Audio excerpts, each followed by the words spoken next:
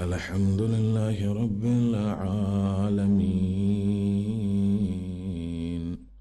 والعاقبة للمتقين والجنة للمطيعين والنار للعاصين ثم الصلاة والسلام على أشرف الأنبياء وأعز المرسلين بالقاسم المصطفى محمد وبآله الطيبين الطاهرين المعصومين المظلومين الذين ذهب الله عنهم الرجس وطهرهم تطهيرا.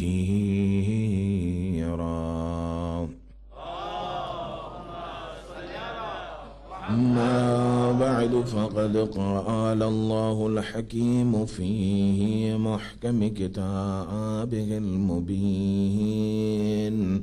بسم الله الرحمن الرحيم. يا أيها الذين آمنوا اتقوا الله ولتنظر نفس ما قدمت لغد واتقوا الله إن الله خبير بما تعملون.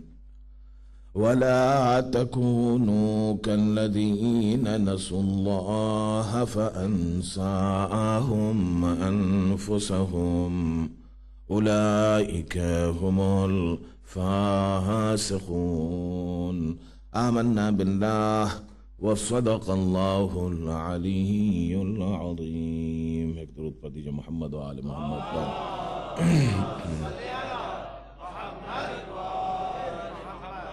پروردگار عالم کا ارشاد ہو رہا ہے قرآن مجید کے اندر،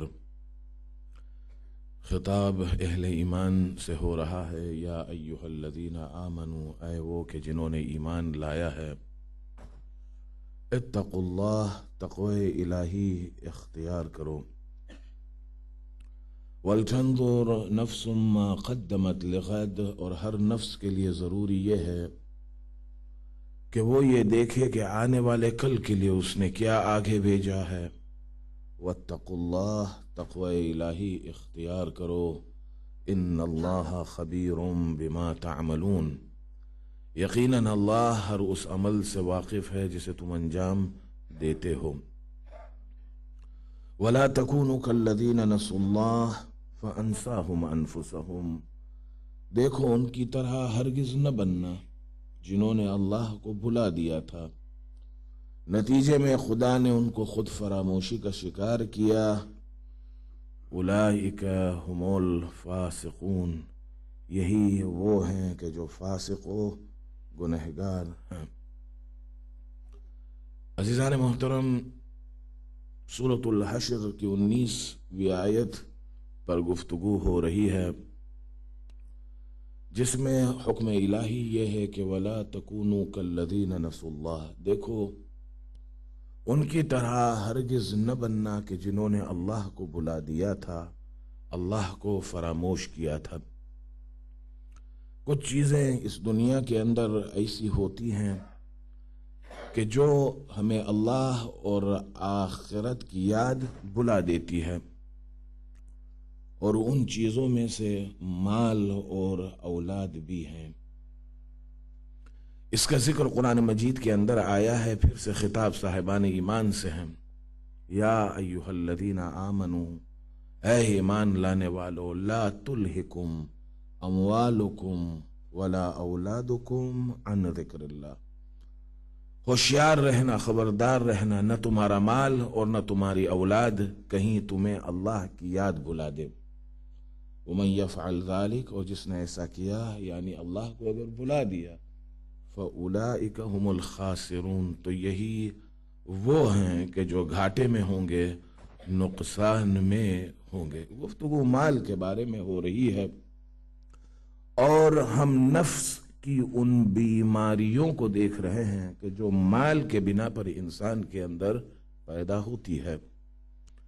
ایک بیماری ہرس کی ہے، یعنی کہ لالچ اور گریڈ کی ہے، جس پر پرسوں کی مجلس میں گفتگو رہی، اور کل سے دوسری بیماری کو ہم دیکھ رہے ہیں جو تکبر ہے۔ تکبر یعنی اپنے آپ کو دوسروں سے افضل و بہتر سمجھنا، اور دوسروں کو اپنے سے کمتر، ذلیل اور پست، انفیریئر سمجھنا، اسے تکبر کہا جاتا ہے۔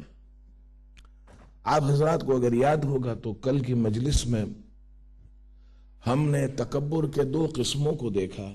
ایک قسم تکبر کا وہ ہے کہ جو بندہ اللہ کی ذات پر کرتا ہے، اور دوسرا قسم تکبر کا وہ کہ جو بندہ اللہ کے رسول ائمہ طاہرین علیہم السلام اور علماء دین، علماء اسلام پر کرتا ہے۔ تیسرا قسم تکبر کا جو علماء بتاتے ہیں، علماء اخلاق، یہ وہ تکبر ہے کہ جو یہ بندہ، یہ انسان عوام الناس پر کرتا ہے، لوگوں پر کرتا ہے، یعنی لوگ آپس میں ایک دوسرے پر جو تکبر کرتے ہیں اس زندگی کے اندر، یہ تیسرا قسم ہے تکبر کا۔ اپنے آپ کو سپیریئر سمجھنا، افضل اور بہتر سمجھنا دوسروں سے، اور صرف یہ نہیں بلکہ دوسروں کو اپنے سے کمتر سمجھنا، انفیریور، اور صرف سمجھنا ہی نہیں بلکہ اپنے اقوال اور اعمال کے ذریعے سے ان کو کمتری کا احساس دلانا، یہ تکبر ہے۔ اور یہ وہ بیماری ہے جس کا تعلق مال سے ہے۔ انسان کے پاس جب مال آ جاتا ہے، دولت آ جاتی ہے، تو وہ یہ سمجھتا ہے کہ اس مال کے بنا پر مجھے دوسروں پر فضیلت حاصل ہے، تفضیل حاصل ہے۔ I am superior on account of my wealth. I am better than others۔ پیغمبر اعظم صلی اللہ علیہ وآلہ وسلم اپنے اصحاب کے ساتھ بیٹھے ہوئے تھے، اور اصحاب آپس میں گفتگو کر رہے تھے۔ بات یہ ہو رہی تھی کہ ہم میں سے کون سا ایسا شخص ہے جسے اللہ کا رسول سب سے زیادہ پسند کرتا ہے، سب سے زیادہ اس سے محبت کرتا ہے۔ تو آپ نے فرمایا کہ تم یہ جاننا چاہتے ہو کہ میری نظر میں تم میں سے بہترین شخص کون ہے، کس سے میں سب سے زیادہ محبت کرتا ہوں؟ تو سنو، ان احبکم الی واقربکم منی یوم القیامت احسنکم خلقا واشدکم تواضعا۔ تم میں سے سب سے زیادہ محبت میں اس شخص سے کرتا ہوں، اور وہی شخص قیامت کے دن میرے سب سے قریب ہوگا کہ جس کے اندر دو صفتیں پائی جاتی ہوں۔ ایک احسنکم خلقا، تم میں سے جو بہترین کردار کا ہو، بہترین اخلاق کا ہو، بہترین بیہیویئر کا ہو، اور جس کے اندر سب سے زیادہ تواضع یعنی انکساری، ہیوملٹی، ہمبلنس کی صفت پائی جاتی ہو۔ یہ پیغمبر نے فرمایا۔ اور پھر اس کے بعد ایک عجیب جملہ آپ نے فرمایا کہ خدا بند عالم نے ہر شخص کے لیے دو فرشتوں کو مقرر کیا ہے، ہر شخص کے لیے۔ بھائی وہ دو فرشتے جن کو ہم لے کے گھومتے ہیں، پھرتے ہیں، یہ الگ فرشتے ہیں، اور یہاں پر الگ فرشتوں کا ذکر آیا ہے کہ اللہ کی جانب سے دو فرشتے ہیں۔ ہر شخص کے لیے ان کا کام کیا ہے کہ ان تواضع رفعہ، اگر بندہ دنیا کے اندر انکساری سے پیش آتا ہے، لوگوں کے ساتھ تواضع کے ساتھ، ہیوملٹی کے ساتھ، تو وہ اسے بلند کرتے دے رہی ذہن۔ وَإِن تَكَبَّرَ وَضَعَاهْ، اور اگر وہ تکبر اور تجبر پر آمادہ ہوتا ہے، ایروگنس دکھاتا ہے، پرائیڈ دکھاتا ہے، تو پھر یہ دو فرشتے اسے گراتے ہیں۔ اور ایک اور مقام پر آپ نے فرمایا کہ من مشى على الارض اختیالا لعنه الارض ومن تحته ومن فوقه۔ عجیب روایت ہے کہ وہ شخص کہ جو اس زمین پر مغرورانہ اور تکبرانہ انداز سے چلتا ہے، ہوتے ہیں کچھ لوگ کہ جب ان کے پاس مال آ جاتا ہے، دولت آ جاتی ہے، یا توانائی بھی آ جاتی ہے، اسٹرینتھ اگر انہیں مل جاتی، یا تو پھر پاپولر بن جاتے ہیں، فیمس بن جاتے ہیں لوگ، مختلف اسباب کے بنا پر پاپولر بن جاتے ہیں، اور میڈیا ہمیں بتاتی ہے ان کے بارے میں کہ یہ کتنے مشہور اور کتنے پاپولر ہے، تو اپنے نتائج کے ذریعے سے یہ متکبر بن جاتے ہیں، اور اس طرح چلتے ہیں اس زمین پر کہ جیسے گویا فرعون چلتا تھا، نمرود چلتا تھا سر اٹھا کر اور پیروں کو زمین پر پٹک پٹک کے۔ ہوتا ہے بھائی ایسے لوگوں کو آپ سلام کریں تو آپ کی طرف دیکھنے کے لیے تیار نہیں، سلام کا جواب تک دینے کے لیے تیار نہیں، اور انتظار میں ہوتے ہم کیوں سلام کریں، لوگ ہمیں سلام کریں۔ بھائی ہماری حیثیت ہے، جانتے نہیں کہ سلام کرنے والے کو زیادہ ثواب ملتا ہے بنسبت اس کے کہ جو جواب دیتا ہے، لیکن بندہ کر رہا ہے، مغرور ہے، فخر کر رہا ہے، تکبر کر رہا ہے۔ تو ایسا شخص جو متکبرانہ انداز میں، تکبر کے انداز میں اس زمین پر چلتا ہے، آپ نے یہ فرمایا کہ ایسے شخص پر یہ زمین اور زمین کے اندر رہنے والی تمام چیزیں اور زمین کے اوپر بھی رہنے والی تمام چیزیں مل کر لعنت بھیجتی، تمام چیزیں متکبر انسان پر۔ تو ہمیں یہ منع کیا گیا ہے کہ بھائی چلو، جب راستے میں بھی چلو تو انکساری کے ساتھ چلو، تواضع کے ساتھ چلو، ہیوملٹی اور ہمبلنس کے ساتھ چلو، متکبر بن کے مت چلا کرو۔ اور صرف اس کا ذکر نہیں آیا چلنے کا، بلکہ حدیث کے اندر پیغمبر نے یہ بھی بتایا ہے، عجیب بات ہے لیکن ذکر آیا ہے، کرنا ضروری ہے۔ آپ یہ فرماتے اگر کوئی ایسا لباس پہنے، اچھا سا لباس، اور اس لباس کے ذریعے سے دوسروں پر تکبر کرے، یہ ہو رہا ہے، باقاعدہ ہو رہا ہے معاشرے کے اندر، ایسا نہیں کہ نہیں ہو رہا، خاص طور سے معاف کیجئے گا لیکن کہنا ضروری ہے، عورتوں میں یہ زیادہ ہوتا ہے۔ بھائی مجلسوں میں بھی جب آتے ہیں تو وہ یہ سمجھتے ہیں کہ ایک فیشن پیریڈ ہے، ہم جا رہے ہیں اور جو لباس کپڑے پہنے ایک سے بڑھ کر ایک وہ جا کے دکھائیں گے۔ یہاں کی حالت سے تو میں واقف نہیں، لیکن اکثر جگہوں پر میں نے دیکھا کہ یہ ہو رہا ہے، یعنی کہ فیشن پیریڈ ہے کہ بھائی اگر مجلس میں آئے ہیں اور اگر شہادت کی مجلس ہے تو خیر سیاہ لباس پہن کے آئے، کوئی کسی کو دیکھنے کے لیے تیار نہیں ہے، لیکن جب خوشحالیوں میں آتے ہیں یا شادی کے موقع پر آتے ہیں یا کوئی اور مناسبت سے آتے ہیں تو ایک سے بڑھ کر ایک فاخرانہ لباس میں آتے ہیں، اور مجلس مولانا کیا پڑھ رہا ہے کچھ سننے کے لیے تیار نہیں، قصیدے جو پڑھے جاتے ہیں حدیث سے کتابوں سے ایک دوسرے کو دیکھ کے واو ہے یا نہیں، واو، یہ وہی واو جس کے بعد حمزہ اور یا ہے، بات ختم ہے یا نہیں، کہ کیا لباس ہے ماشاءاللہ، کہاں سے خریدا، تمہارے شوہر نے دیا، تمہارے بھائی نے دیا، تمہارے باپ نے دیا، تمہارے دادا نے دیا، اور یہ سب باتیں ہوتی ہے، ہاں اس کا رنگ ایسا ہے، اس کا ڈھنگ ایسا ہے، یہ ایسا ہے، یہ ویسا ہے۔ اور کچھ مردوں میں بھی ہے کہ وہ سمجھتے کہ بھائی ہم لباس پہنے فاخرانہ تاکہ دوسروں سے زیادہ سپیریئر نظر آئیں، کہ بھائی اگر اندر آئے تو ایسا لگے کہ یہ کوئی بادشاہ آیا ہے۔ بھائی لباس پہنو، خدا نے اگر تمہیں مال دنیا عطا کیا ہے تو منع نہیں کیا، وہ یہ چاہتا ہے کہ تم اس کی نعمتوں کا استعمال کرو، مگر اس کی نعمتوں کا استعمال اس طرح نہ کرو کہ تم دوسروں پر، اللہ ہی کے بندوں پر تکبر کرو۔ تو حدیث میں اس کا ذکر آیا ہے کہ کوئی اگر ایسا لباس پہنے کہ جس کے ذریعے سے وہ دوسروں پر تکبر کرے کہ میرا اچھا لباس ہے، تم سے بہتر لباس میں پہنتا ہوں، تو ایسے شخص کو پیغمبر فرماتے، یہ حدیث علماء بیان کرتے ہیں اپنی کتابوں کے اندر، باقاعدہ مختلف کتابوں کے اندر اس کا ذکر آیا کہ خداوند عالم ایسے لوگوں کو جہنم کے کنارے سے زمین کے تہہ تک بھیجے گا جہاں وہ جا کے قارون کے مقرب اور ساتھی بنیں گے۔ قارون جناب موسیٰ کے زمانے کا شخص، بڑا مالدار تھا، رشتہ داروں میں سے بھی تھا، جناب موسیٰ کے بڑا مالدار تھا، لیکن بہت فخر کیا کرتا تھا۔ اسی نے کبر اور غرور کی بنیاد رکھی تھی قارون نے، اور معاشرے کے اندر، سوسائٹی کے اندر لوگ اسے یہ کہا کرتے تھے کہ تو کیا کر رہا ہے، فاخرانہ لباس پہن کے گھومتا تھا، اور تکبر کی انتہا دیکھیں۔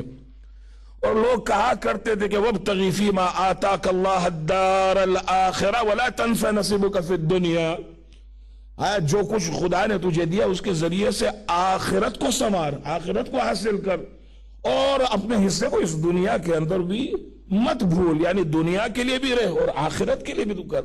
تو آخرت کو بھول گیا ہے، اور تو فساد برپا نہ کر، کیونکہ خدا فساد برپا کرنے والوں کو پسند نہیں کرتا۔ یہ جو فاخرانہ لباس پہن کے آتے اور ایک کمپٹیشن پیدا کر دیتے ہیں قوم کے اندر، یہ دراصل فساد ہے۔ دیکھنے جائیں کمپٹیشن. پھر لوگ مسجدوں میں جو ہے عبادت کے لیے نہیں آئیں گے, حسینیہ اور امام بارگاہوں کے اندر مجلس سننے کے لیے نہیں آئیں گے, ایک دوسرے کے ساتھ کمپیٹ کرنے کے لیے آئیں گے, اور لباس کا ذکر ہوگا اور ایسی ایسی باتیں ہوگی. لیکن قارون نے کیا جواب دیا؟ ہاں, اس نے کہا انما اوتیتہ علی علم عندی, قرآن کہتا ہے. تو اس نے کہا یہ جو سب کچھ میرے پاس ہے, مالدار تھا, اس نے کہا یہ میرے کو سب کچھ ملا ہے میرے علم کے بنا پر, بیکاز آف مائی نالج. بس اسی وزن پر آپ تولے ہر بات کو, میرا علم, میرا مال, میرا گھر, میری گاڑی, اسی وزن پر, ہاں سیم ویو لینتھ پر یہ تمام باتیں میرا. ارے تیرا علم کہاں سے تیرا علم ہوا؟ علم تو اللہ کا ہے, وہ عالم ہے, ایسا عالم جسے کسی نے کوئی سکھایا نہیں. اور لوگوں کے پاس علم ہے تو یہ خدا کا عطا کردہ علم ہے یا نہیں؟ لیکن یہ خدا کو بھول گیا تھا. میرے علم, نتیجہ کیا نکلا کہ اسے اسی دنیا زمین کے اندر خدا نے گھاڑ دیا اور وہیں پر رہے گا قیامت تک. ایسا انسان جو دنیا کے اندر فاخرانہ لباس پہن کر صاحبان ایمان اور اللہ کے بندوں پر تکبر کرتا ہو, تو حدیثوں کے اندر ذکر آیا ہے کہ اس کا یہ ٹھکانہ ہونے والا ہے, اس کو یہاں پر بھیج دیا جائے گا. پیغمبر اعظم صلی اللہ علیہ وآلہ وسلم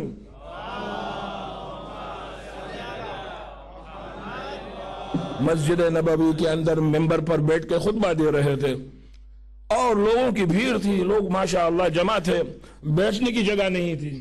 اتنے میں ایک غریب انسان داخل ہوا پھٹے ہوئے کپڑے میں. اب دیکھا لوگوں کی بھیڑ ہے, جا کر ایک ایسے شخص کے قریب بیٹھ گیا کہ جو رئیس تھا, دولت مند تھا, ثروت مند تھا, پیسے والا تھا.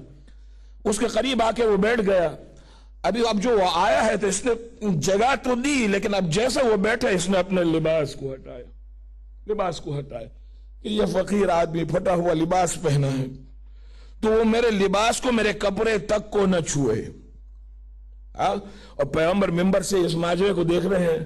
بس آپ نے ایک مرتبہ اپنے خطبے کو روکا, اس کی طرف دیکھا, کہا اے شخص, تو نے یہ کیوں کیا؟ تو یہ سمجھ رہا تھا کہ اگر اس نے تیرے کپڑے کو چھو لیا تو اس کا فقر تیرے پاس منتقل ہو جائے گا, تو فقیر ہو جائے گا. کیوں کیا تو نے؟ اب وہ شرمندہ ہوا, مجمع میں لوگوں کی بھیڑ تھی, اللہ کا رسول بول رہا تھا.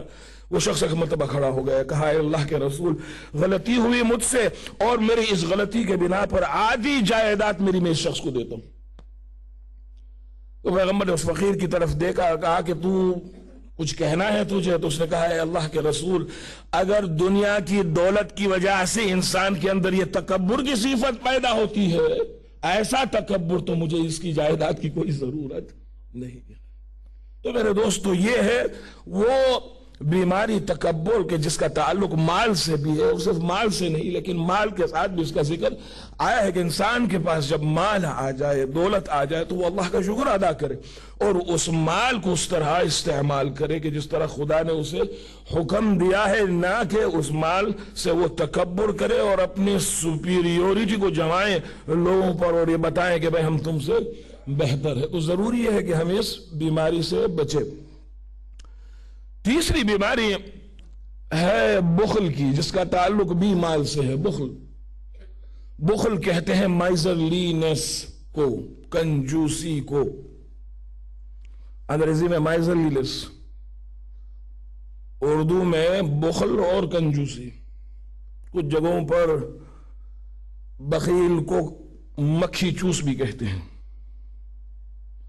مکھی چوس وہ کہ جس کے دودھ میں مکھی گرا ہو, دودھ پینے کے بعد وہ مکھی کو بھی اٹھا کے اس کے پروں میں جو قطرات رہ گئے دودھ کے اسے چوستا ہے, اسی لیے مکھی چوس کہا گیا ہے.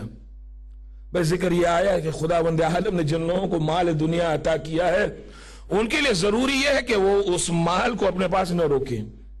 مال آیا ہے یقیناً, خدا نے تم کو نوازا ہے یقیناً, اللہ کی نعمتوں میں سے بڑی نعمت ہے یقیناً. اب تمہارے پاس یہ آیا ہے تو اب یہ تو تمہارا نہیں ہے اور تمہارے پاس ہمیشہ رہنے والا نہیں ہے. جس نے عطا کیا ہے وہ یہ چاہتا ہے کہ تم اس کا استعمال بھی ویسے کرو جیسے وہ کہے. تو اب یہ مال آیا ہے, حکم یہ ہے کہ اس مال کو تم اپنے پاس نہ روکو بلکہ اسے اللہ کی راہ میں خرچ کرو. کس طرح خرچ کرو کہ بھائی سب سے پہلے شرعی حقوق ہے اسے ادا کرو, کہ جیسے خمس ہے, زکوٰۃ ہے, اسے ادا کرو.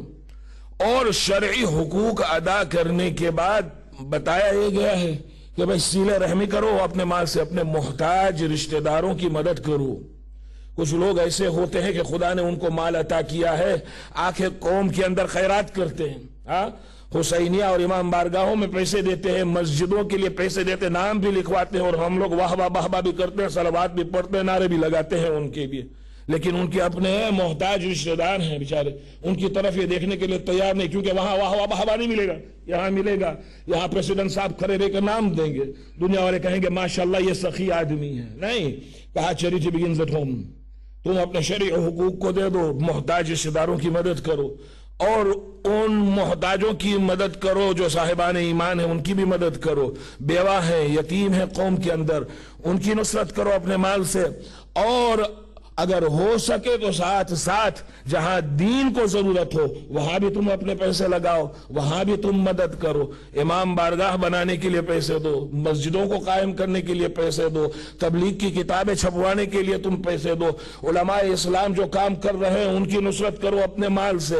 تو یہ سب ذکر آیا ہے، مال کو تم اپنے پاس نہ روکو۔ لیکن کچھ لوگ ایسے ہوتے ہیں کہ جو مال کو اپنے پاس روکتے ہیں۔ میں پہلے بھی یہ کہہ چکا ہوں کہ جب کچھ نہیں ہوتا تو بندہ خدا سے کہتا ہے اگر دیا تو میں یہ کروں گا، وہ کروں گا، یہ کروں گا، وہ کروں گا، کہتے ہیں، لیکن جب خدا دے دیتا ہے تو کچھ ایسے ہوتے ہیں ان میں سے کہ جو بخل اور کنجوسی کرنے لگتے ہیں۔ کچھ ہے واقع میں مومنین کے جو وعدہ انہوں نے کیا تھا اس وعدے کو نبھاتے بھی ہیں اور خیرات کرتے ہیں، لیکن کچھ ایسے بھی ہیں کہ جو بھول جاتے ہیں۔ بخل وہ صفت ہے کہ جس سے بچنے کا حکم ہمیں قرآن مجید کے اندر بھی صاف الفاظوں میں دیا گیا ہے کہ یہ کنجوسی سے بچو، خدا نے دیا ہے تو خرچ کرو۔ سورہ محمد صلی اللہ علیہ وآلہ وسلم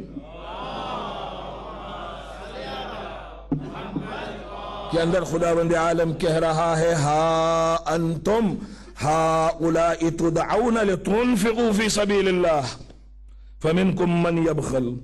تم ہی وہ لوگ ہو، صاحبان ایمان سے خطاب ہے مسلمان، تم ہی وہ لوگ ہو کہ جن سے کہا گیا ہے کہ اللہ کی راہ میں اپنے مال کو خرچ کرو، خیرات کرو، اپنے مال کو اللہ کی راہ میں دو، لیکن تم میں سے کچھ ایسے ہیں کہ جو بخل کرتے ہیں، کنجوسی کرتے ہیں۔ فمن یبخل وانما یبخل عن نفسه، خدا کہتا ہے اور وہ کہ جو بخل کرتا ہے، کنجوسی کرتا ہے، دراصل وہ اپنے ہی نفس پر بخل کرتا ہے، اپنے ہی نفس پر ظلم کرتا ہے۔ کیوں کہ اگر بندے کو خبر ہوتی کہ اللہ کی راہ میں خرچ کرنے سے آخرت میں وہ اپنے لیے ذخیرہ پیدا کر رہا ہے تو یقیناً اپنے مال کو خرچ کرتا اللہ کی راہ میں، لیکن یہ بندہ اس پر ایمان نہیں رکھتا، خرچ نہیں کرتا، تو نقصان اسے ہی اٹھانا ہوگا، ہے یا نہیں؟ خدا کہہ رہا ہے وَمَنْ يَبْخَلْ فَإِنَّمَا يَبْخَلُ عَنْ نَفْسِهِ وَاللَّهُ الْغَنِيُّ وَأَنْتُمُ الْفُقَرَاءُ۔ قرآن کہہ یاد رکھنا خدا کو تمہارے مال کی ضرورت نہیں، وہ غنی ہے، یعنی وہ جو ہے سیلف سفیشنٹ ہے، وہ ضرورت مند نہیں، ضرورت مند وَأَنْتُمُ الْفُقَرَاءُ۔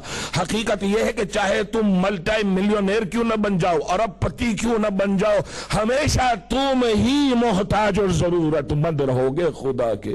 ایک نس دبا دیا خدا نے، بات ختم ہو جائے گی۔ ضرورت مند تم ہو، خدا نہیں ہے۔ دوسرے مقام پہ بھی سورہ آل عمران کے اندر ارشاد ہوتا ہے وَلَا يَحْسَبَنَّ الَّذِينَ يَبْخَلُونَ بِمَا آتَاهُمُ اللَّهُ مِنْ فَضْلِهِ هُوَ خَيْرٌ لَهُمْ بَلْ هُوَ شَرٌ لَهُمْ۔ وہ لوگ کہ جو ان چیزوں میں بخل کرتے ہیں جو خدا نے ان کو اپنے فضل سے عطا کیا ہے، وہ یہ نہ سمجھے کہ ان کے بخل میں ان کی اچھائی اور بلائی ہے، نہیں بلکہ ان کی برائی ہے۔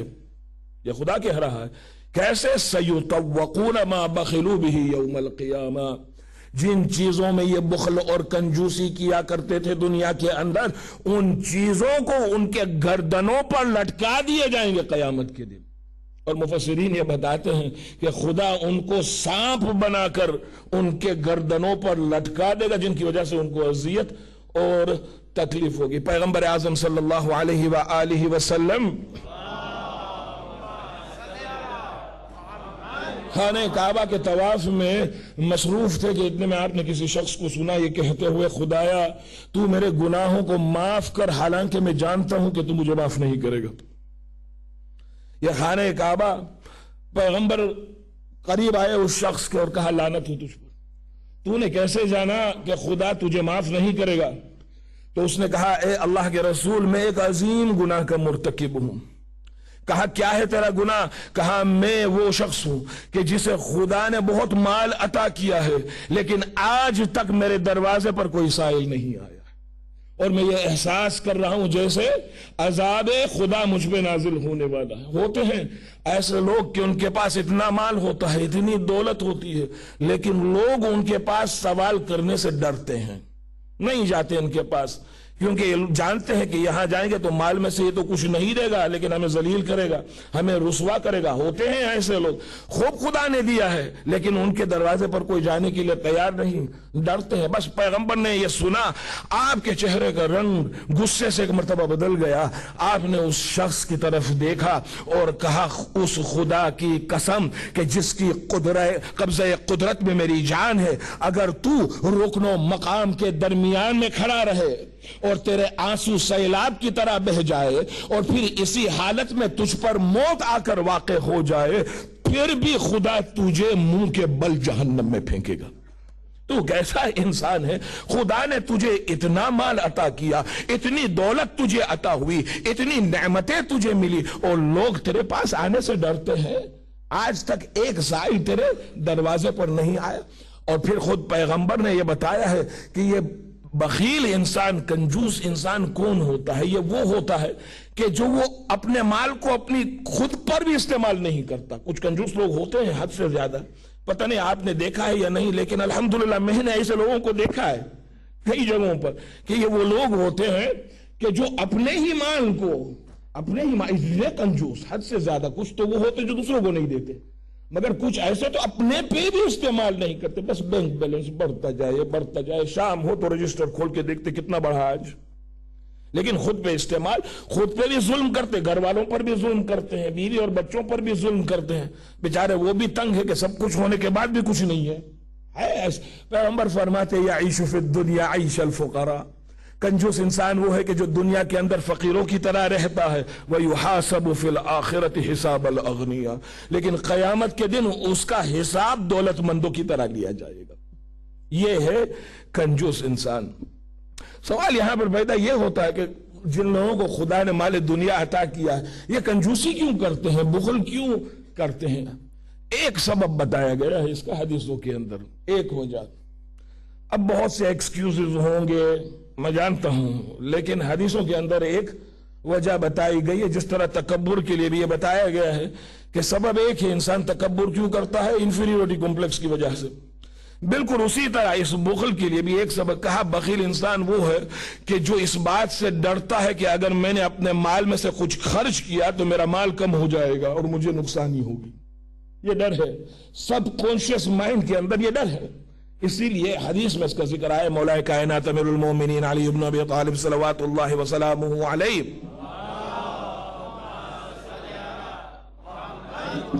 فرماتے ہیں کہ بخیل انسان وہ ہے کہ جو بغیر دیے ہوئے کچھ بھی یہ تمنا رکھتا ہے کہ خدا جلد سے جلد دوسروں کو بھی مال دے تاکہ یہ میرے پاس مانگنے کے لیے نہ آئے، یا اگر کوئی سائل اور محتاج ہے تو جلد سے جلد کوئی ان کی مدد کر لے تو یہ میرے تک نہ پہنچے۔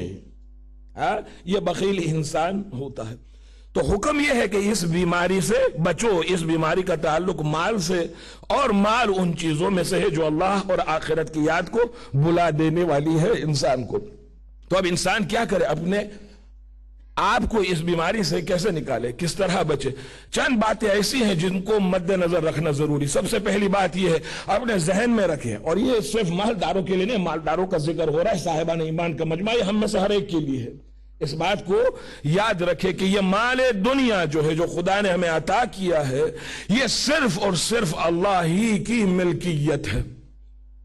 اس بات کو یاد رکھے، وہی عطا کرتا ہے اور وہی واپس لے لیتا ہے۔ کچھ لوگ ایسے ہوتے ہیں کہ جن کے پاس جب مال آ جاتا ہے تو وہ یہ سمجھتے ہیں کہ انہوں نے اپنی کوششوں اور محنتوں کے ذریعے سے مال کو جمع کیا۔ لوگ آ کے کہتے ہیں کہ بھائی رات دن محنت کیا کرتے تھے, یہاں پر پہنچے جب ہندوستان سے, پاکستان سے, افریقہ سے یا کہیں سے, جب ہم یہاں آئے یونائٹڈ کنگڈم کے اندر, ہمارے پاس کچھ بھی نہیں تھا, رات دن محنت کر کے آج ایسے مقام پر پہنچے کہ رولز روئس چلا سکتے ہیں. خوب ہم نے محنت کی, تو یہ ہمارا مال ہے, ہم نے محنت کی ہے. یہ بھول جاتے ہیں کہ اگر خداوند عالم کی جانب سے توفیق نہ ہوتا تو ان کی کوششیں اور محنتیں بھی بیکار جاتی ہے یا نہیں. کتنے ایسے لوگ ہیں دنیا کے اندر خوب محنت کرتے, کوشش کرتے, لیکن مالدار بنے نا نہیں, بنے نہیں ہے. اتنا کما لیتے ہیں کہ اپنی ضرورت کو پوری کر لیتے ہیں الحمدللہ. رولز روئس نہیں چلاتے, لیکن پھر وہ چھوٹی گاڑی کیا ہے وہ چلاتے ہیں, جو بھی ہو چلاتے ہیں, مائکرو ہو یا مائکرا ہو چلاتے ہیں, ہے یا نہیں الحمدللہ. لیکن محنت ویسے ہی کرتے, دن رات محنت کرتے, ہے یا نہیں. فرصت نہیں ہوتی بیچاروں کے پاس, لیکن چلاتے. اور کتنے ایسے ہیں محنت نہیں کرتے لیکن سب کچھ ہے, خدا نے دیا ہے. تو اس سے انسان سمجھے کہ یہ کہہ رہا ہے میرا مال لعنت ہو ایسے مال پر. مال تو وہ جو خدا دیتا ہے یا نہیں. یہ کیوں بھول جاتے کہ اگر اللہ کی جانب سے توفیق نہ ہوتی. یحییٰ بن معاذ ہارون رشید کے زمانے میں ایک زبردست عالم رہتا تھا. یہ ہمارے ساتھ میں امام کا زمانہ بھی. یحییٰ کے بارے میں یہ کہا جاتا ہے کہ ہارون رشید اسے بار بار بلاتا تھا اور سوال پوچھتا تھا اس سے, کیونکہ عالم انسان تھے. اور یحییٰ ہمیشہ یہ کوشش کرتا تھا کہ ہارون کے معمولی سے معمولی سوال کا جواب اس طرح دیتا کہ اس کے جواب میں ہارون کے لیے نصیحت کی باتیں ہوتی. تو ایک روز ہارون نے یحییٰ کو بلایا اپنے دربار میں, سنے گا اس واقعے کو, اور کہا یحییٰ ہر وقت میں تجھے سوال پوچھتا ہوں, تو میرے سوالوں کا جواب دیتا ہے. میں یہ چاہتا ہوں کہ آج تو مجھ سے سوال کر اور میں تیرے سوال کا جواب دوں. میرے خیال سے اس کو بھی شیخ بننا تھا. تو یحییٰ نے کہا ٹھیک ہے, اگر تو چاہتا ہے تو میں سوال پوچھ لیتا ہوں. تو اس نے سوال کیا, اس نے کہا ذرا ہارون یہ تو بتا کہ تیرے جسم میں جو حلق ہے, تھروٹ, اگر یہ اس طرح بند ہو جائے کہ تو نہ کھانے کا ایک لقمہ اتار سکے پیٹ میں, نہ پانی کا ایک قطرہ اتار سکے, تو کیا کرے گا؟ یہ بند ہو جائے. دیکھو انسان کتنا کمزور بندہ ہے خدا کا, واللہ بیٹھ کے سوچے. میں نے کہا ایک نس خدا نے دبا دیا, بات ختم بات.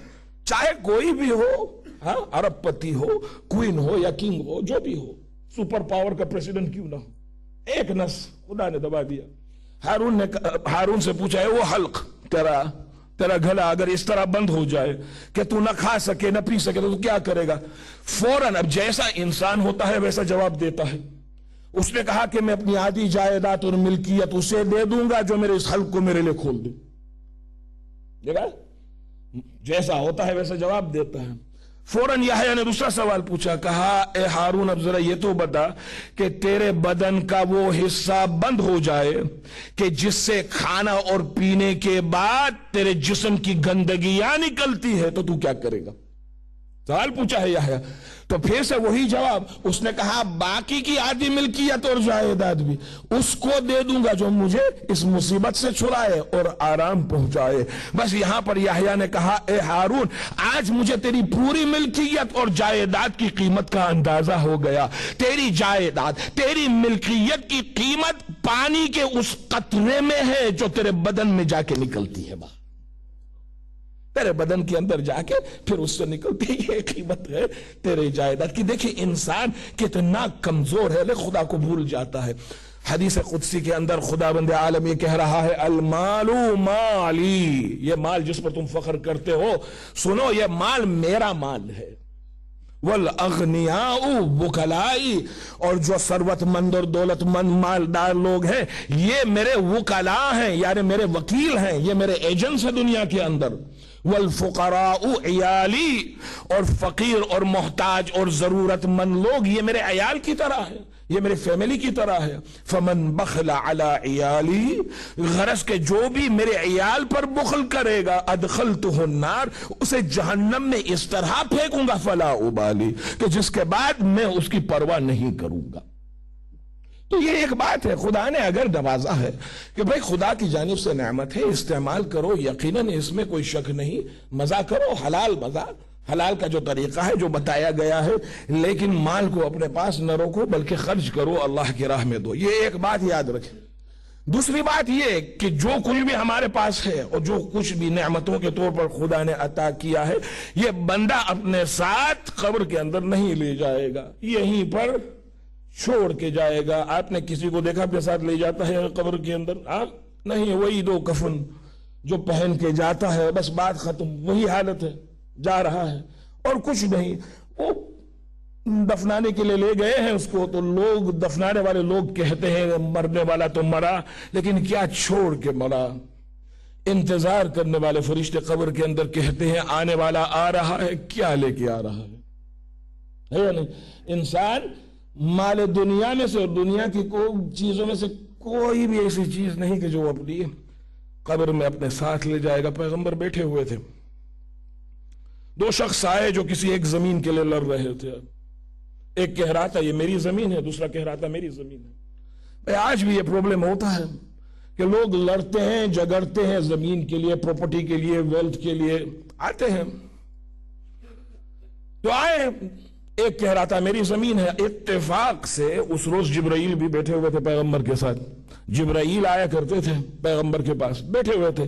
پیغمبر تو دیکھ سکتے تھے لیکن لوگ نہیں دیکھ پاتے تھے. تو یہ 2 آئے اور انہوں نے شکایت کی. ایک کہہ رہا تھا میری زمین، دوسرا کہہ رہا تھا میری زمین ہے. پیغمبر نے دونوں کو سنا اچھی طرح سے اور پھر اپنا فیصلہ سنایا. اب فیصلہ جو سنایا ایسا فیصلہ تھا کہ ایک کے فیور میں تھا، ایک کے خلاف میں تھا، ہے یا نہیں؟ اور جس کے خلاف میں تھا وہ ایک مرتبہ بگڑ گیا اور کہا کہ اے اللہ کے رسول آپ نے انصاف نہیں کیا. ابھی اللہ کے رسول سے یہ ہوتا ہے بھائی، ہمیں تجربہ ہے. ہم سٹین مور کے میٹریمونیل کمیٹی میں کام کرتے ہیں، ریکنسیلیشن اور ڈیورس ڈپارٹمنٹ میں. سمجھا آپ نے؟ ہم جوڑتے نہیں، توڑتے ہیں. تو ہمارے پاس جب کیسز آتے ہیں اور کبھی کبھی ہم جسٹس کرنا چاہتے ہیں تو جسٹس میں بعض اوقات جو آپ کسی کے فیور میں کرو گے اور کسی کے خلاف میں کرو گے. جس کے خلاف میں کہا یہ مولانا پڑھا لکھا نہیں ہے، یہ ظالم ہے، ضرور اس کو انہوں نے کچھ کھلایا ہوگا، اس لیے یہ ہماری مخالفت. تو یہ پرانی بیماری ہے. یہ پیغمبر کو انہوں نے نہیں چھوڑا، ہمیں کیا چھوڑیں گے، ہے یا نہیں؟ تو یہ اس نے کہا کہ آپ نے عدل اور انصاف سے فیصلہ نہیں سنایا اللہ کے رسول، یہ بات اچھی نہیں ہے، صحیح نہیں ہے. پیغمبر خاموش ہے، کہا تم یہاں سے چلے جاؤ، یہ فیصلہ ہے، ماننا ہو مانو، نہیں ماننا ہو تمہاری مرضی، جاؤ یہاں سے. وہ گئے. اب یہ جب ہو رہا ہے تو سب کچھ جبرائیل ہنس پڑے، جبرائیل زور زور سے ہنس پڑے. اب پیغمبر تو سن رہے ہیں. جب چلے گئے تو پیغمبر نے کہا جبرائیل میں نے ان کو اپنا فیصلہ سنایا، یہ میرے فیصلے پر اعتراض کیے اور تجھے ہنسی آ رہی تھی، بات کیا ہے؟ کہا اے محمد گستاخی معاف ہو، لیکن خدا کی قسم جس زمین کے لیے یہ 2 لڑ رہے ہیں ان سے پہلے میں نے 40 لوگوں کو لڑتے ہوئے دیکھا. 40 لوگوں کو میں نے اسی زمین کے لیے لڑتے ہوئے دیکھا. کسی کو یہ زمین نصیب نہیں ہوئی. یہ لوگ سمجھتے کیوں نہیں ہے سب کچھ انہیں یہیں پر چھوڑ کے جانا ہے، کوئی اپنے ساتھ کچھ لے جانے والا نہیں ہے. جناب ذوالقرنین کے بارے میں ملتا ہے کہ اتنے عالم اور حکیم انسان تھے، وائز. ذوالقرنین وزڈم تھی ان کے پاس، حکمت بری باتیں کیا کرتے تھے. اپنی موت سے قبل اس نے وصیت کی، اس نے کہا جب میں مر جاؤں تو میرا جنازہ جب نکلے میں یہ چاہتا ہوں کہ میرا جنازہ اس طرح نکالنا کہ میرے بدن پہ تم کسی کپڑے کو یا چادر کو مت اڑانا میرے بدن پر، اور میرے ہاتھوں کو کھلا چھوڑنا اس طرح کہ لوگوں کی نظر میری ہتھیلیوں پر پڑے. تو اس وقت تو لوگ سمجھے نہیں کہ ذوالقرنین کیا کہنا چاہتے تھے.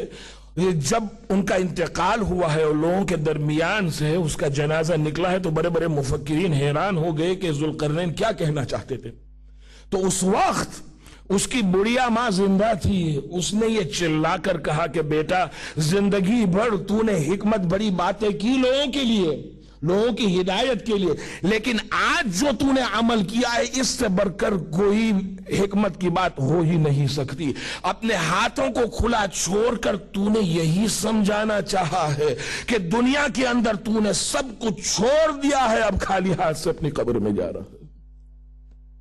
تو اس بات کو یاد رکھے. اور یہ وہ چیز اگر یاد رہے تو انسان جو ہے اپنے مال کو اپنے پاس روکے گا نہیں، بلکہ اپنے مال کو اللہ کی راہ میں خرچ کرے گا. کوئی کچھ لے جانے والا نہیں ہے، جو کچھ بھی ہے یہیں پر چھوڑ کے جانے والا ہے۔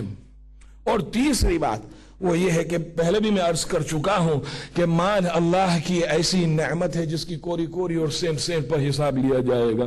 ذکر ہوا یا نہیں پرسوں کی مجلس میں حدیثوں کے ذریعے سے؟ مال دولت ایسی چیز ہے، اس کے سینٹ سینٹ پر بندے کا حساب قیامت کے دن لیا جائے گا، سینٹ سینٹ پر۔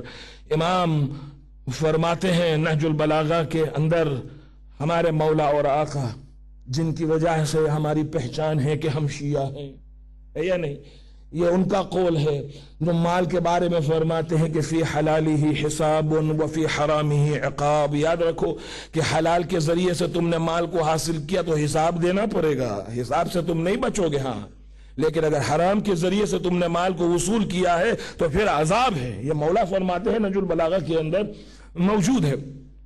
اپنے زمانے کے اندر پیغمبر یہ سمجھانے کے لیے اپنے ساتھیوں کو کہ کیسے اور کہاں خدا حساب لے گا مال کا، اس واقعے کو ملاحظہ فرمائیں۔ آپ نے اپنے کچھ اصحاب کو بلایا، آؤ، آئے، اور ان کے درمیان میں آپ کچھ رقم، کچھ پیسے تقسیم کیے، 5 یا 10 درہم جو بھی ہو ہر ایک کو دیا۔ کہا یا رسول اللہ یہ کس نے؟ کہا لے لو، رکھو۔ خوش ہو گئے اصحاب کہ آج پیغمبر بڑے موڈ میں ہیں، ہے یا نہیں؟ میں یہاں بیٹھا ہوں اور میں کہوں کہ میں یہاں پر 10 پاؤنڈ دوں گا، تو جو مجلس میں نہیں آئے وہ بھی گاڑی میں بیٹھ کے آ جائیں گے، کہیں گے یہاں تو وہ پہلی بار پہلا مولانا ہے جو دے رہا ہے، ورنہ ہمیں دینا پڑتا ہے یا نہیں؟ کہاں مل رہا ہے مال مفت، دل بے رحم۔ پیغمبر نے اصحاب کو دیے پیسے، کہا یہ تم رکھو۔ اصحاب خوش ہو گئے، آج پیغمبر بڑے اچھے موڈ میں ہیں، ہمیں پیسے دیے، 5 یا 10 درہم جو ملے ہیں، وہ خوشی خوشی چلے گئے۔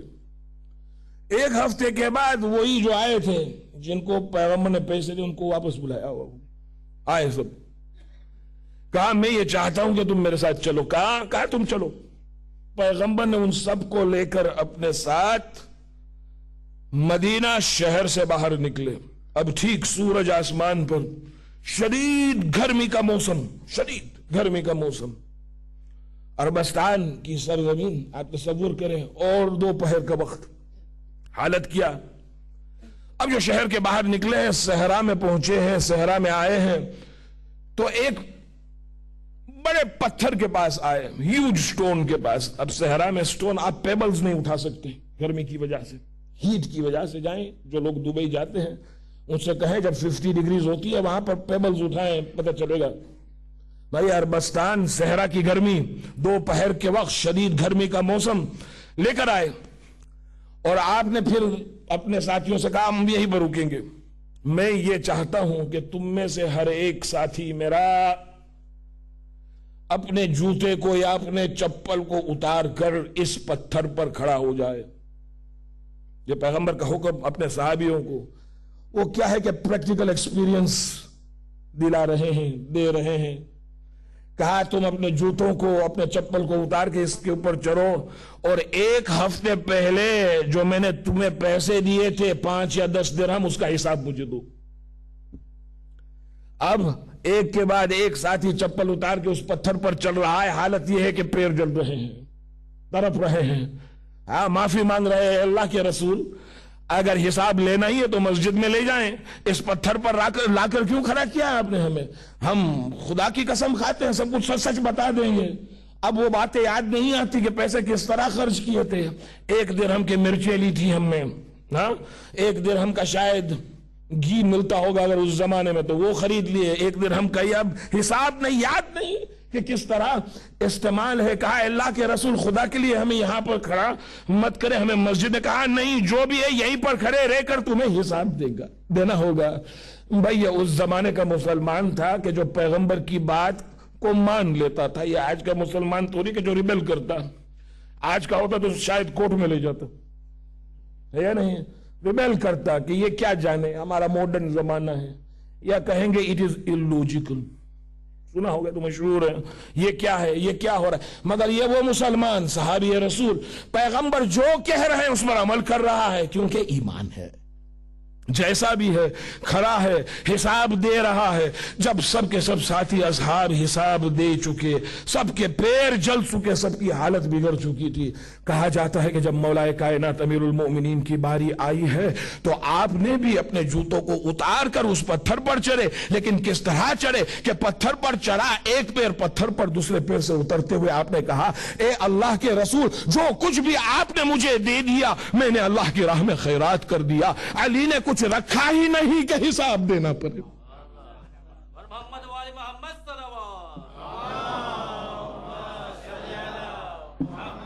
تو میرے دوستو اس بات کو ہم یاد رکھیں کہ اس کے سینٹ سینٹ پر، اس کی کھوڑی کھوڑی، چاہے دیکھو میں یہ تو بات عرض کر رہا ہوں، قرآن کی آیتوں کو پیش کر رہا ہوں، حدیثوں کو سنا رہا ہوں، آپ مانیں یا نہ مانیں آپ کی مرضی کی بات ہے، آپ ان باتوں کو سمجھے یا نہ سمجھے یہ آپ کے اختیار کی بات ہے۔ میرا فرض ہے کہنا ان باتوں کا تذکرہ ہوا ہے اور میں شیئر کر رہا ہوں۔ جن لوگوں کو خدا نے مال دنیا عطا کیا ہے، جن کے پاس ہے، ان کے لیے ضروری ہے کہ وہ اس مال کو اپنے پاس نہ روکے، بلکہ اس مال کو اللہ کی راہ میں صرف کرے، اللہ کی راہ میں سخاوت کرے۔ اور یہ صفت سخاوت کی جو ہے یہ اہل ایمان کی نشانیوں میں سے ایک نشانی ہے، یہ یاد رہے۔ ہاں سورۃ الحدید کے اندر سنیں، سورۃ الحدید کے اندر خداوند عالم حکم دے رہا ہے آمنوا باللہ ورسولہ، خدا یہ کہہ رہا آمنو، ایمان لاؤ، کس پر؟ اللہ پر اور اس کے رسول پر۔ وَأَنفِقُوا مِمَّا جَعَلَكُمْ مُسْتَخْلَفِينَ فِيهِ، اور اس میں سے خرچ کرو جس کا تمہیں وارث خدا نے بنایا ہے۔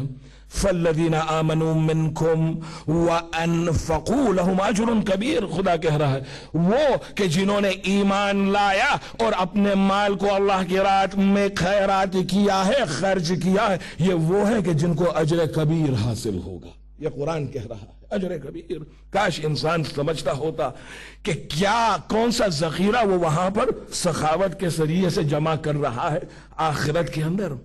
صاحبان ایمان سے خدا خطاب کر رہا ہے کہ یہ مال تمہارا نہیں، مال میرا ہے، سخاوت کرو، خرچ کرو میری راہ میں۔ یا ایھا الذین آمنوا انفقوا مما رزقناکم، اے صاحبان ایمان اس میں سے تم استعمال کرو، خرچ کرو اللہ کی راہ میں، ہاں جو ہم نے تمہیں نوازا ہے نعمتوں میں سے۔ من قبل ان یأتی یوم لا بیع فیہ ولا خلۃ ولا شفاعہ والکافرون هم الظالمون، قبل اس کے کہ وہ دن آ جائے کہ جس روز کوئی سودا بارگیننگ کام نہیں آنے والی، کسی کی دوستی کام نہیں آنے والی، اور اس آیت میں ذکر آیا ہے کہ کسی کی شفاعت بھی کام نہیں آنے والی۔ اگر انسان بخیل رہا ہے، کنجوس رہا ہے، تو شفاعت بھی کام آنے والی۔ والکافرون هم، اور کافر ہی وہ ہے جنہوں نے اپنے ذات پر، اپنے نفس پر ظلم کیا ہے۔ اور ہمیں خبردار کیا گیا ہے، ہمیں ہوشیار کیا گیا۔ دیکھو انسان جو ہے، خدا بچائے اور ہماری عاقبت کو بخیر کرے، موت کا جو وقت ہے بہت خطرناک وقت ہے، اس بات کو ہم سمجھے اچھی طرح سے، خدا ہمیں بچائے۔ ہم شیعان آل محمد ہیں، یقیناً اس میں کوئی شک نہیں کہ اس کا اجر ہے قیامت کے دن، حدیثوں کے اندر بتایا گیا ہے قیامت کے دن اگر گنہگار ہیں تو پھر جواب دینا پڑے گا موت کے وقت اور قبر میں بھی۔ یاد رکھیے گا، کوئی یہ نہ کہے، حدیثیں ہیں باقاعدہ، اماموں نے فرمایا ہم تمہارا انتظار کریں گے محشر میں۔ البتہ اگر کوئی ایسا مومن ہے کہ جس نے پوری کوشش کی ہے زندگی میں اہل بیت کی سیرت پر عمل کرنے کی، اور چند گناہان صغیرہ، چھوٹے گناہیں جو ہیں اس کے حق میں ہیں، تو پھر اس کا تو بے روپار ہے قبر کے اندر بھی، یہ الگ مسئلہ ہے۔ لیکن ہمارے جیسے خطا کار اور گنہگاروں کا کیا عالم ہوگا؟ اور ایک چیز جو کام آنے والی ہے، ایک چیز جس کا مخصوص طور پہ قرآن اور حدیثوں کے اندر ذکر آیا، وہ انفاق ہے، کہ خدا نے اگر مال دیا ہے اور تم نے خدا کی راہ میں خرچ کیا ہے تو موت کے وقت بھی بھلائی، موت کے بعد بھی بھلائی۔ اور خدا کہہ رہا ہے انفقوا مما رزقناکم من قبل ان یأتی احدکم الموت، اور خرچ کرو ان چیزوں میں سے جو ہم نے تمہیں نوازا ہے قبل اس کے کہ تم پر موت واقع ہو، قبل اس کے کہ موت تم پر واقع۔ فیقول رب لولا اخرتنی الى اجل قریب فاصدق واکن من الصادقین، قرآن کیونکہ جب موت آئے گی تو موت کے وقت یہ انسان جس نے خرچ نہیں کیا تھا، خدا نے سب کچھ دیا تھا لیکن استعمال نہیں کیا تھا، فیقول ربی، اس کو وہ کہے گا پروردگار تو اگر میری موت کو ذرا دیر کر دے، ڈیلے کر دے تو میں وعدہ کرتا ہوں کہ میں خیرات کروں گا۔ ذکر قرآن کے اندر خیرات کا آیا ہے، خرچ کروں گا تیری راہ میں اور صالحین یعنی نیکوکار میں سے بنوں گا۔ لیکن کون ہے ایسا کہ بھئی جو وقت انسان کے لیے مقرر کیا گیا ہے اسی وقت پر موت آئے گی، نہ اس سے پہلے جائے گا نہ اس کے بعد جائے گا۔ فَإِذَا جَاءَ، قرآن کی آیت ہے، اگر موت کا اذا جاء احدکم الموت، اگر موت کا وقت آ گیا تو نہ 1 گھنٹے قبل یہ بنتا جائے گا نہ 1 گھنٹے بعد میں، جو وقت مقرر کیا گیا جانا ہے۔ اور یہ 1 وے ٹکٹ ہے، سنگل ہے، ریٹرن ٹکٹ نہیں ہے، اس میں جائے گا واپس نہیں آئے گا۔ اور قرآن کہہ رہا ہے کچھ گنہگار ایسے ہوں گے کہ فوراً موت کے بعد جہاں روح بدن سے نکلی، انسان جب برزخ کی سختیوں کو اپنی آنکھوں سے دیکھے گا، حتی اذا جاء احدهم الموت، قرآن کہہ رہا ہے جب موت آتی ہے ان میں سے کسی ایک پر اور وہ دیکھتا ہے برزخ کی سختیوں کو، تو وہ کہتا ہے قال رب ارجعون، اے پروردگار مجھے تو واپس پلٹا دے دنیا کے اندر۔ کس لیے؟ لعلی اعمل صالحا فیما ترکت، تاکہ میں ان نیکیوں کو انجام دوں کہ جن نیکیوں کو میں نے ترک کیا تھا، چھوڑ دیا تھا۔ کیا یہ موقع خدا دے گا؟ کلا، قرآن کہہ رہا ہرگز نہیں، انہا کلمۃ هو قائلها، یہ تو صرف وہ سخن ہے کہ جو اس کے لبوں پر ہے۔ وَمِن وَرَائِهِمْ بَرْزَخٌ إِلَى يَوْمِ يُبْعَثُونَ، اور ان کے پشت پر برزخ ہے جہاں وہ جا کے رہیں گے تا وقت یہ کہ ان کو پھر سے اٹھایا جائے گا قیامت کے دن حساب دینے کے لیے۔ ذکر آیا ہے موت کے وقت، ایک چیز جس کی تمنا بندہ کرے گا کہ کاش اللہ کی راہ میں نے خیرات کیا ہوتا، ایک واقعہ اور اس کے بعد مجھے مصائب پر آنا ہے۔ علماء اس واقعے کو لکھتے ہیں، پرانے زمانے کا واقعہ کہ ایک مالدار شخص تھا، سب کچھ تھا لیکن کنجوس تھا، ایک نمبر کا، اللہ کی راہ میں کچھ نہ دی اور مال خوب جمع کرتا تھا۔ اس کا ایک جوان بیٹا تھا جو نیک تھا، ہمیشہ اپنے باپ سے کہا کرتا تھا، کبھی کبھی اولاد بھی واعظ و نصیحت کی باتیں کرتے ہیں ماں باپ کو، یہ اپنے باپ سے کہا کرتا تھا کہ بابا خدا نے اتنا کچھ آپ کو دیا ہے، معاشرے کے اندر اتنے سارے لوگ ہیں جو محتاج ہے، ضرورت مند ہے، آپ ان کی مدد کیوں نہیں کرتے؟ کہا ایسا نہیں کہ میں نہیں کرنا چاہتا، لیکن اگر اس میں سے کچھ نکالا تو حساب میں گڑبڑ ہو جائے گا۔ ہاں حساب میں گڑبڑ ہو جائے گا۔ اس نے کہا بابا یہ کیسی بات کہا، یوں کرتے ہیں کہ میں مر جاؤں تو یہ مال تیرا ہوگا، پھر تیرا جی چاہے تو سب دے دینا، لیکن تو مجھ سے مت کہا کر کے یہ میں اپنی زندگی میں دوں، کیونکہ it is difficult for me to part from my wealth، میرے لیے مشکل ہے یہ بات۔ اب یہ اپنے بوڑھے باپ کو سمجھائے کیسے؟ ہاں پرانا زمانہ، الیکٹریسٹی نہیں تھا اس زمانے میں، رات کو اگر کوئی شخص اپنے گھر سے نکلتا تو کندیل لے کے نکلتا، لینٹن جسے کہتے ہیں، اور اکثر لوگ اپنے بیٹوں کو یا غلاموں کو لے جاتے تھے، وہ کندیل اٹھا کے آگے آگے چلتے اور یہ پیچھے پیچھے روشنی کو دیکھ کے چلتے، ایسی حالت ہوتی تھی۔ تو ایک روز اس بڑے شخص کو کہیں پر جانا تھا، اپنے جوان بیٹے کو بلایا، کہا تو میرے ساتھ چل، مجھے فلاں جگہ پر جانا ہے، یہ کندیل اٹھا، یہ لینٹن اٹھا، میرے آگے آگے چل، تیرے پیچھے پیچھے میں چلتا ہوں۔ جوان بیٹا اٹھایا لینٹن، آگے آگے چل رہا ہے، ضعیف باپ پیچھے پیچھے آہستہ آہستہ چل رہا ہے۔ جب بیچ راستے کے پہنچے، جوان بیٹا وہ اسی کندیل کو اٹھا کر، اسی لینٹن کو اٹھائے ہوئے تھا، آ کر اپنے ضعیف باپ کے پیچھے کھڑا ہو گیا اور پیچھے پیچھے چلنے لگا۔ تو ضعیف باپ نے کہا کہ ابے او احمق، روشنی کو ہمیشہ آگے رکھتے ہیں تاکہ پیچھے چلنے والے ٹھوکریں نہ کھائیں۔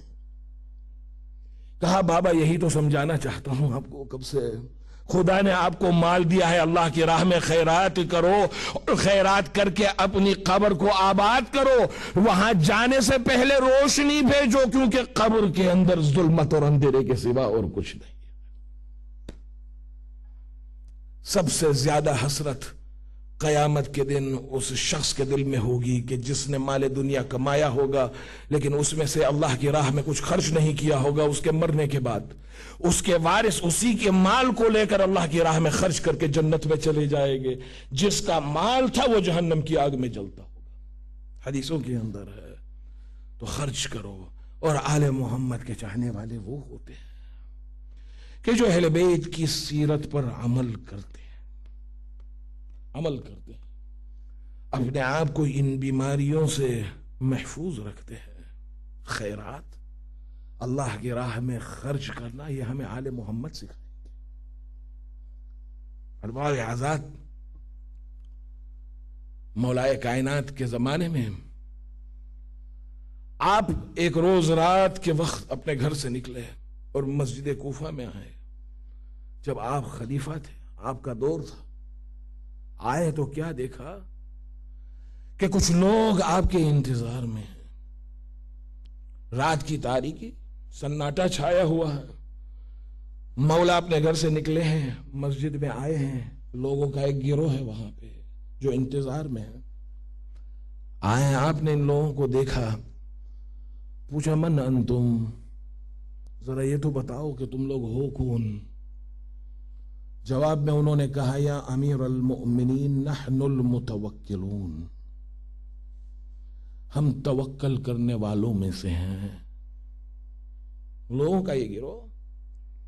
مولا نے کہا اچھا فکیف تتوکلون علی اللہ، ذرا یہ تو بتاؤ کہ تم توکل اللہ کی ذات پر کیسے کرتے ہو؟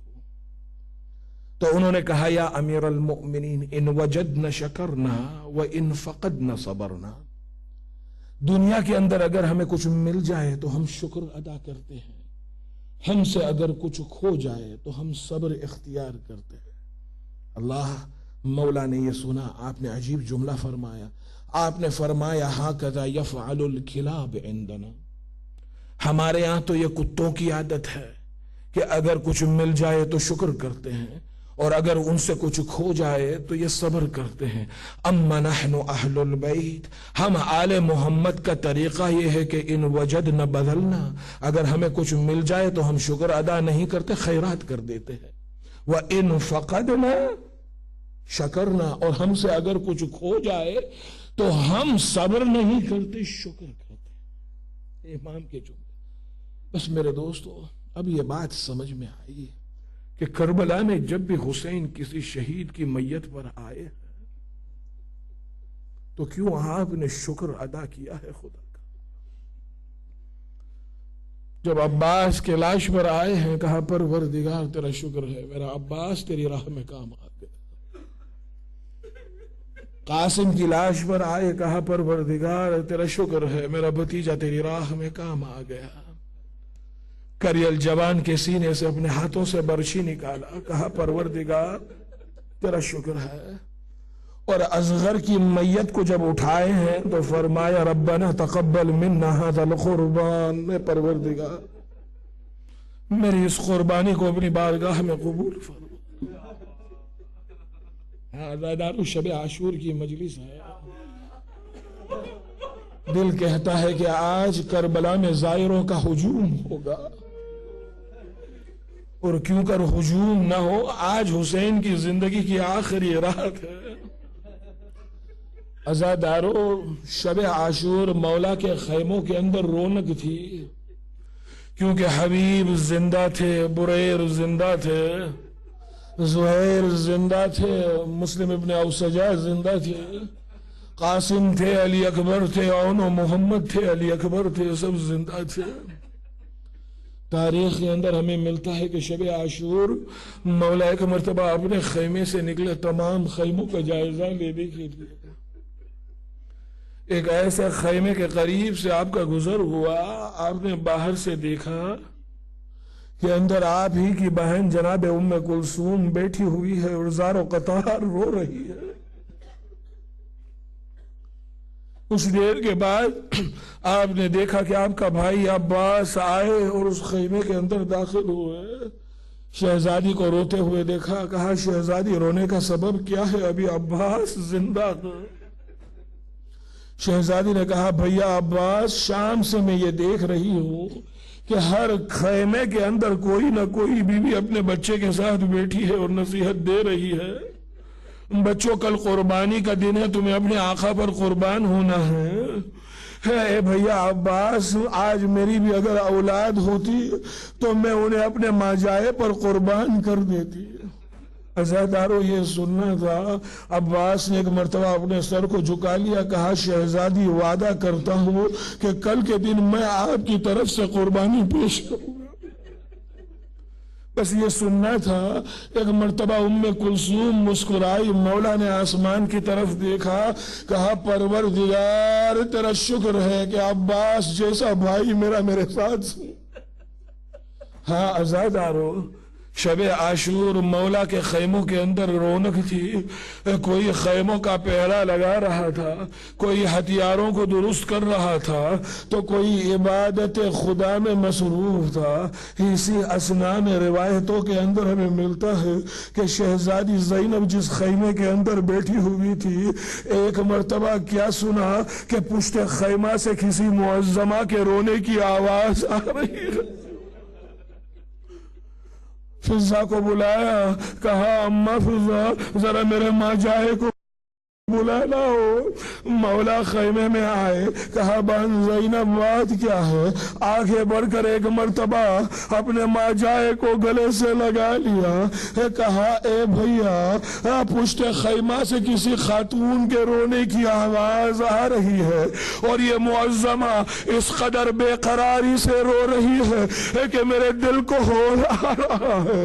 اے بھیا یہ خاتون کون ہے اور کیوں اس قدر رو رہی ہے؟ عزادارو، یہ سننا تھا۔ ایک مرتبہ مولا رو پڑے، کہا بہن زینب کیا تو نے نہیں پہچانا؟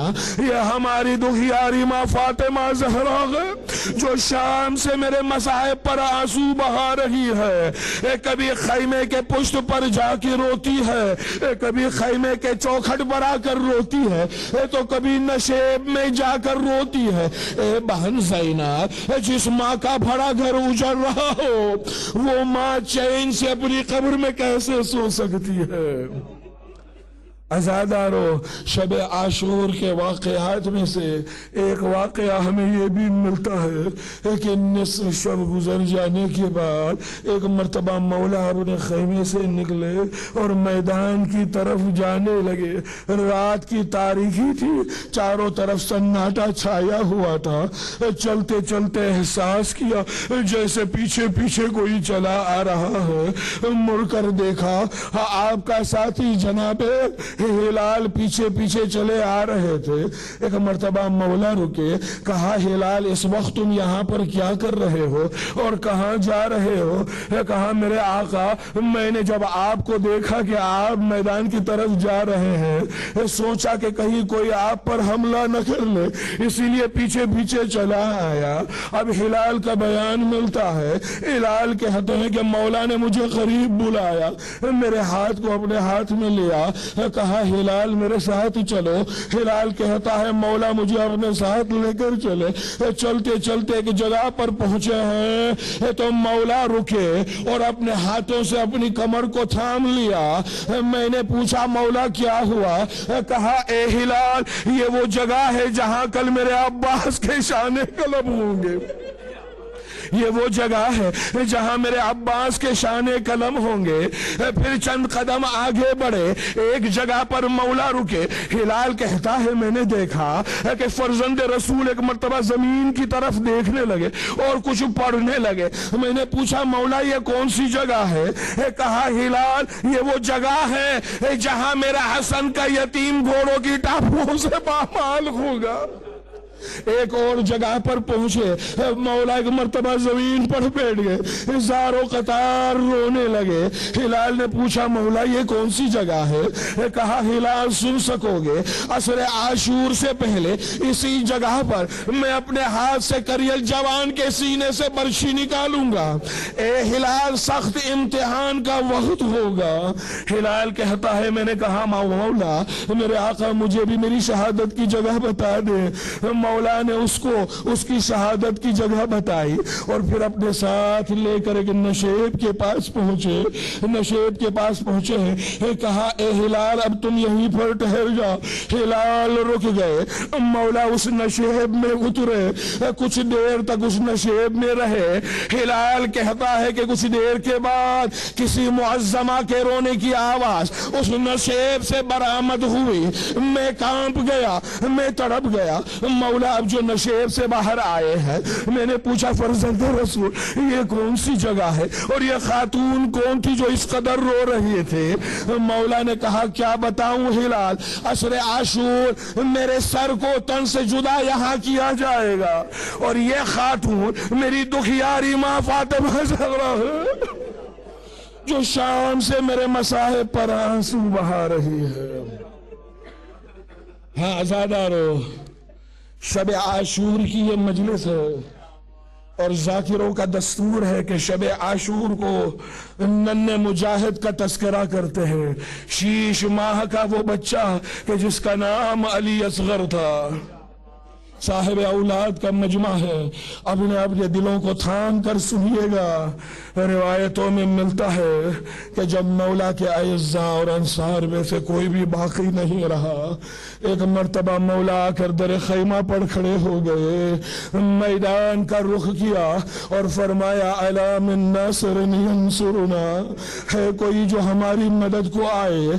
الا من مغیث یغیثنا، ہے کوئی جو میری اس آواز استغاثہ پر لبیک کہے؟ مولا کی اس آواز پر دشمنوں میں سے تو کسی نے جواب نہیں دیا، لیکن عزادارو یہ آواز ایک مرتبہ خیمے کے اندر 6 مہینے کے بچے کے کانوں سے ٹکرائی.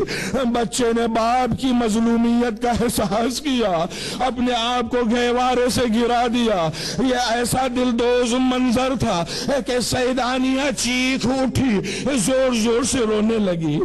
مولا آئے، کہا بہن زینب میں نے کہا تھا جب تک میں زندہ رہوں تم نہ رونا. کہا بھیا آپ کی یہ آواز استغاثہ اس قدر دردناک تھی کہ اصغر برداشت نہ کر سکے، اپنے آپ کو گہوارے سے گرا دیے. عزادارو مولا داخل خیمہ ہوئے، عجیب منظر دیکھا. کیا دیکھا؟ ام رباب زمین پر بیٹھی ہوئی ہے، آغوش میں علی اصغر ہے اور شدت عطش کی وجہ سے وہ بچہ آغوش مادر میں اس طرح تڑپ رہا تھا جس طرح وہ مچھلی جسے پانی سے الگ کر دیا گیا ہو. مولا آئے، کہا رباب اصغر کو میرے حوالے کرو، میں اسے لے جاؤں گا اور پانی سے سیراب کر کے لے آؤں گا. حکم امام تھا. رباب نے علی اصغر کو مولا کے سپرد کیا. مولا نے علی اصغر کو لیا. چاہتے تھے کہ خیمے سے نکلے کہ ایک مرتبہ رباب نے کہا میرے والی ذرا ٹھہر جائے، میرے والی ذرا ٹھہر جائے. مولا رکے. رباب قریب آئی، حسرت بری نظر سے اپنے لال کو دیکھا. کہا بیٹا علی اکبر، صبح سے جو علی اصغر جو بھی میدان میں گیا وہ واپس نہیں آیا. اے میرے لال، کہیں ایسا نہ ہو کہ تم بھی جا کے اپنی اماں کو بھول جاؤ. ابا کا سایہ کیے ہوئے مولا خیمے سے نکلے، میدان کی طرف گئے. دشمنوں نے جب حسین کو آتے ہوئے دیکھا ہے تو پہلے سمجھے کہ حسین صلح کرنے کے لیے قرآن لے کے آ رہے ہیں. اب جو قریب پہنچے ہیں دامن سے ابا کو ہٹایا. دشمنوں نے کیا دیکھا؟ حسین قرآن لے کر تو نہیں آئے لیکن قرآن ناطق کا ایک پارا ضرور تھا کہ پیاس کی وجہ سے جو مرجایا ہوا تھا. مولا ایک مرتبہ دشمنوں سے مخاطب ہو کر عرض کرنے لگے، اے قوم آل ابی سفیان، اگر تمہارے نظر میں حسین خطا کار ہے تو ذرا یہ بتاؤ کہ اس معصوم بچے نے تمہارا کیا بگاڑا؟ اس معصوم بچے نے تمہارا کیا بگاڑا؟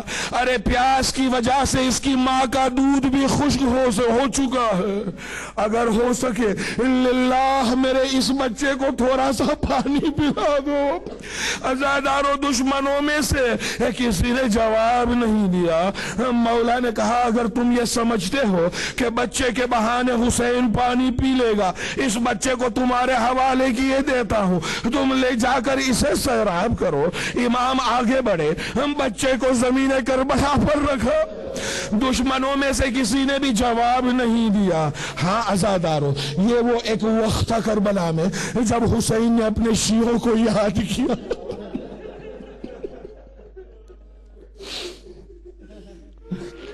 حسین نے اپنے شیعوں کو یاد کیا، شیعتی لیتکم جمیعا فی یوم عاشوراء، اے میرے شیعوں کاش تم عاشور کو کربلا میں ہوتے اور اپنی آنکھوں سے دیکھتے کہ کس طرح بلبلا کر میں اپنے بچے کے لیے پانی مانگ رہا تھا، کوئی نہ تھا جو میری حالت پر ترس کھاتا۔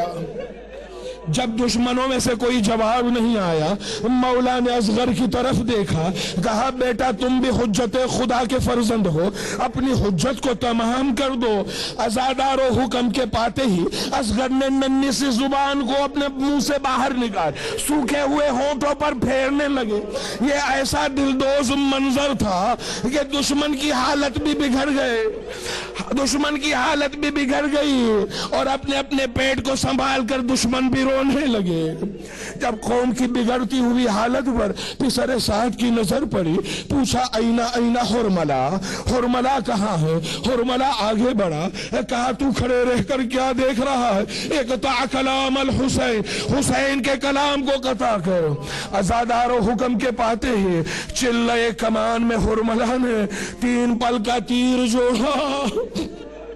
تاریخ میں ملتا ہے، تاریخ عرب میں، کہ جب بھی عرب کسی ریتی کے ڈھیلے کو نشان بنایا کرتے تھے 1 پل کا تیر استعمال کرتے تھے، جب بھی کسی درخت کو نشانہ بناتے تھے 2 پل کا تیر استعمال کرتے تھے، لیکن جب بھی کسی فولاد یا لوہے کی دیوار کو نشانہ بنایا کرتے تھے 3 پل کا تیر استعمال کرتے تھے۔ میں کہوں گا کہاں وہ 3 پل کا تیر، کہاں اصغر کا وہ ننھا سا گلا۔ حرملہ نے چلے کمان میں تیر کو جوڑا، اصغر کے گلے کو نشانہ بنایا۔ پسر سعد نے کیا دیکھا کہ حرملہ کے ہاتھ لرز رہے تھے، کانپ رہے تھے۔ پسر سعد نے کہا حرملہ آج تیرے ہاتھ بھی کانپ رہے ہیں۔ یہاں 2 روایتیں ملتی ہیں۔ ایک روایت میں ہے کہ حرملہ نے کہا پسر سعد کیا کرو، اس تیر کو جب چھوڑنا چاہتا ہوں درمیان میں ایک خاتون آ جاتی ہے اور مجھ سے کہتی ہے حرملہ میرے بچے نے تیرا کیا بگاڑا۔ دوسری روایت میں ہے حرملہ نے کہا اے پسر سعد لعنت ہو تجھ پر، اس اونچائی سے جو میں دیکھ رہا ہوں وہ تو نہیں دیکھ سکتا، اس اونچائی سے میں دیکھ رہا ہوں۔ در خیمہ پر ایک برقع پوش خاتون کھڑی ہوئی ہے، دل کہتا ہے ہو نہ ہو اس بچے کی ماں ہے، اس انتظار میں ہے میرا بچہ پانی پی کے آئے گا۔ اے پسر سعد اس سینے میں بھی انسان کا دل ہے۔ عزادارو اس ملعون نے ایک مرتبہ ہمت کر کے اس تیر کو چھوڑا۔ اب روایت کا جملہ سنیں، وہ تیر چلا ذبحہ من الورید الى الورید۔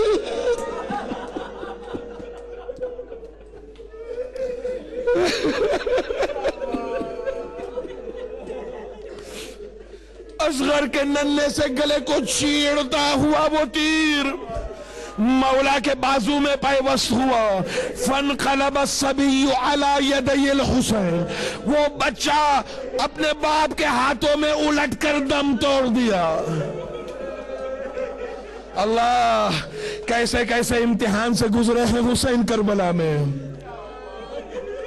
ایک چلو خون علی اصغر کا مولا نے لیا، چاہتے تھے کہ آسمان کی طرف پھینکے، آواز آئی خبردار حسین معصوم کے خون کو آسمان کی طرف نہ پھینکنا، چاہتے تھے زمین پر پھینکے، آواز آئی نہیں حسین معصوم کے خون کو زمین پر نہ پھینکنا۔